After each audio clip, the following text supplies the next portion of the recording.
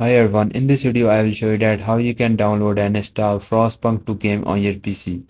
Let's first open up the any browser and just search for the Steam. And once you search for it, now the Steam website will appear on the top. So just open up this first Steam website. And here you will see the login option on the right hand top. So just click on this login option. And guys, here just sign into your account, and if you don't have an account, then just create an account. After that, you will see the install Steam option. Just click on that, and now here just download the Steam and install it into your PC. Guys, this is very simple and easy process. So after you install the Steam, then just open it, then just log into your account, then just click on the top search box and just type here the Frostpunk 2, and this game will appear on the top. So just open up this Frostpunk 2 game.